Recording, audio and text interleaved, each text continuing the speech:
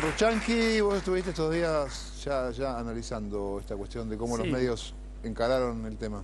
Es muy complejo, la verdad que el informe tiene demasiadas cosas, pero empecemos por una cosa como textual de alguien, no sé qué periodista decía, ¿no? Que decía, podemos confirmar que estaría detenida, ¿no? Vos estás confirmando un potencial, Sí. pero el potencial está anulando la afirmación.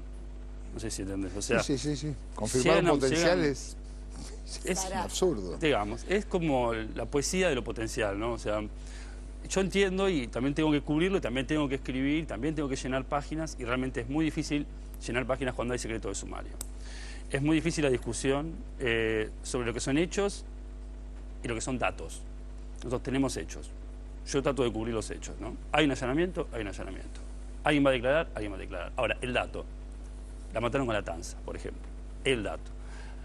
Uno puede tener ese dato, puede no chequearlo, y si no lo chequeó, si no lo pudo chequear, por más buenísimo que sea el dato, porque el padrastro es pescador, etcétera, no lo puede poner ahí. Pero acá, en este caso, se llegó más lejos que eso. Fueron a preguntarle al padrastro si le habían sacado las cosas de pesca después del allanamiento, ¿no? Cuando el tipo se había ido del velatorio para poder abrir la puerta a la policía, a las 1, 2 de la mañana, cuando se va la policía, sale, habla con los medios, y le dicen eso. Entonces, digamos, lo están juzgando ahí, en vivo. Digamos, no nos corresponde juzgar, digamos. Y hay toda una cosa literaria, como en estos casos policiales, ¿no? O sea, los periodistas hacemos periodismo. Si queremos hacer literatura, buenísimo. Hagamos literatura, pero digámoslo antes. Simplemente es eso. O sea, a veces lo que veo, sobre todo en los canales de noticias que tienen que estar muchas horas con esto, y yo los entiendo y me parece durísimo, es que se transforma en una especie de mesa familiar.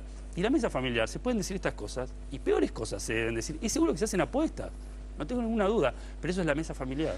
Ahora, Copas, esto es así, o sea, vos tenés un canal de noticias, yo mando a 3 mobileros a la puerta de la casa de esta familia, y lo dejo a la PEHUE o te dejo a vos, en el noticiero, y cubriendo 5 o 6 horas de esta cosa, sin ningún tipo de dato. ¿Cómo? O sea, ahí hay un problema, o sea, uno se tendría que negar. Es que como periodista, a decir, bueno, yo no te voy a un móvil 6 horas enfrente de la casa a hablar, a inventar cosas. O ¿cómo se hace?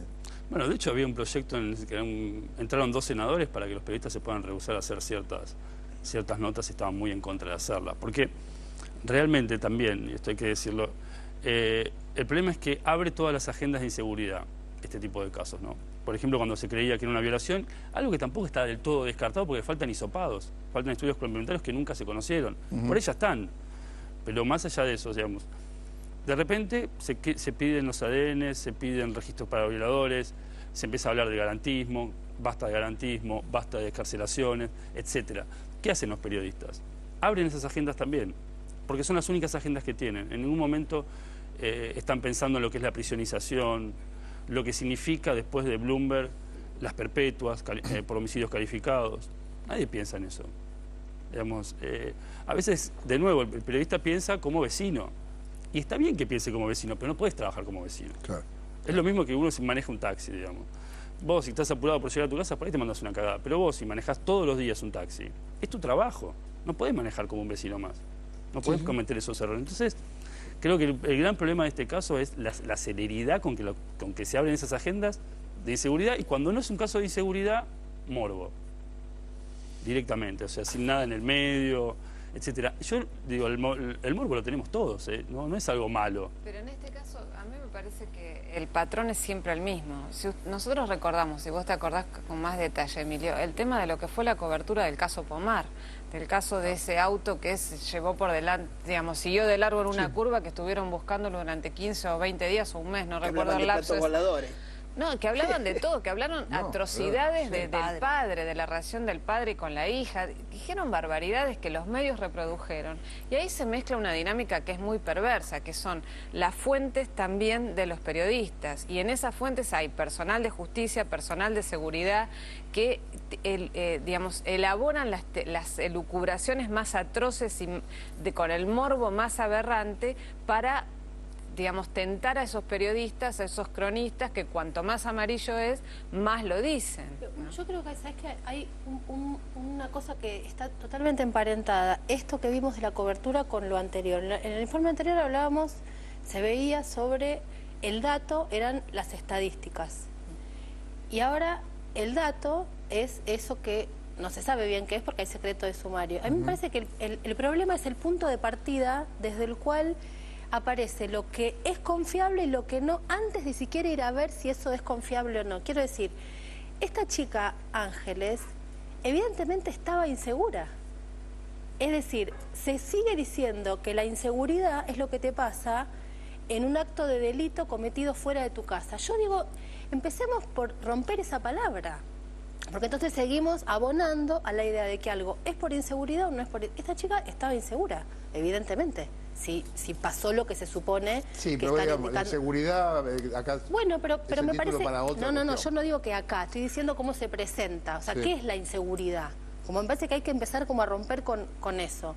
Y después lo que me parece que tiene que ver es que está aceptado que hay algunas estadísticas que no se van a considerar como información. Y otros pareceres de algunas personas sí se van a considerar como información. O sea, una estadística es discutible, pero un parecer de alguien no. Y en el caso de esta cobertura me parece que es lo mismo. En ese informe aparecen peritos consultados permanentemente y esos peritos tienen una historia. Bueno, el perito que aparece consultado es justamente el que aplastó la bala en el caso de Mariano Ferreira, ¿no? Y el que estaba con Chiche Helblum en el caso Cabeza yo haciendo te escuché a cualquier vos desde página 12 estabas, un día te consultaron, hice un paneo por todos los canales, realmente me interesan mucho los policiales, siempre me interesaron las noticias policiales, con la fantasía, con lo novelesco, desde la época de que Roberto Al decía que la vida pasaba por las páginas policiales, cuando de verdad pasaba por las páginas policiales. Y te escuché y sentí que vos estabas ciñéndote a un lenguaje. Permitime que haga esta precisión porque sirve para hacer una comparación.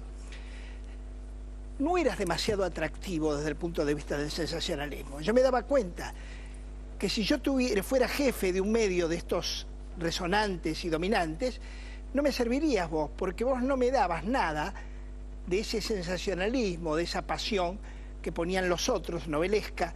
No importaba su banalidad o su mendacidad. ¿Y sabés por qué no importa? Fíjense el cinismo de nuestros colegas en los que, voy a decir de mis colegas, porque así me pongo yo y no me pongo en el... Saben que son impunes. ¿Sabes por qué son impunes? Porque el mismo que dice que el criminal al comienzo, la noticia aparece, la noticia es como un barro que aparece de una manera y cuando llega al final es otro barro, es otra cosa. En el medio se va transformando según las visiones de los distintos medios y de las informaciones. El periodista tiene la impunidad, pero impunidad total, de poder decir, como los que estaban allí, sí, la noticia ha cobrado otro alcance ahora, hay que volver todo para atrás. Ellos tienen que volver para atrás, no la noticia. Sí, la noticia fue siempre la misma, ellos tienen que volver para atrás de todas las barbaridades que dijeron. Así que ellos saben, no es que no sepan. Si nosotros estuviéramos en un medio dominante y nos pagaran bien, nosotros tenemos que cumplir en ese medio dominante. No podemos hacer tu discurso ceñido, serio, porque lo vuelvo a confirmar, porque pueden pasar la cinta cuando se les ocurra. Y me daba cuenta que no, que lo que interesaba es que se novelee. Por eso que citaban a expertos criminalísticos, a psiquiatras, a forenses, y cada uno iba armando, además irresponsables esos profesionales. ¿Qué tiene que hacer un psiquiatra así, hablando de un tema que no conoce? Entonces, es muy complejo. Yo creo que el negocio del periodismo es ese y que estamos hablando desde una ética que no existe. El negocio del periodismo es producir noticias y que se haga escandalosa para que la gente lo vea. Y el receptor no apagó el televisor, Quería hacerle una pregunta a Emilio, porque en este caso hay secreto de sumario. La decisión de que haya secreto de sumario, ¿hay una vinculación directa con la actuación de los medios de comunicación o es una decisión que excede la cuestión de los medios? ¿O cuando se decide por todo lo que, las barbaridades que pueden llegar a salir?